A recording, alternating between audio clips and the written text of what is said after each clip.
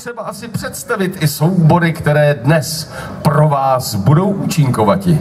Dole už zcela na značkách, téměř za malou chviličku, jsou připraveni páni z Bludova, šermířská skupina, která má kořeny i zde v Šumpersku. Šermířský spolek Šumperk, tady nejhlasitější to spolek, který se vám taktéž představí v půtkách šermířských, ale taktéž tanečních, protože si z křížových výprav dovezli krásné orientální tanečnice, je to pravda? No, tak to se máme na co těšit.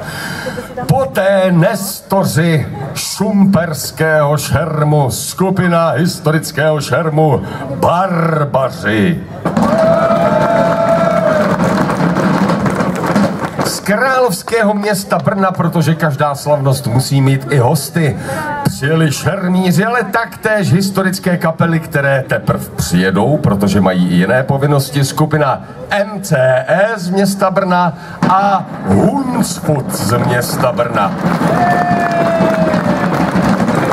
Taktéž se vám představí Kat Frýdecký, neboli mistr ostrého meče a tupého pohledu, no. Mistr Popravčí ve svých představeních a etídách. Takže lidičky, představení zde na hlavní scéně i potom na scéně u Vily Doris.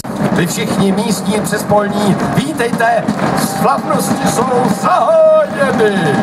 Předáváme slovo první skupině historického šermu, která zde vystoupí, a to skupina historického šermu Páni z Bludova. Mějte se krásně a užívejte dne.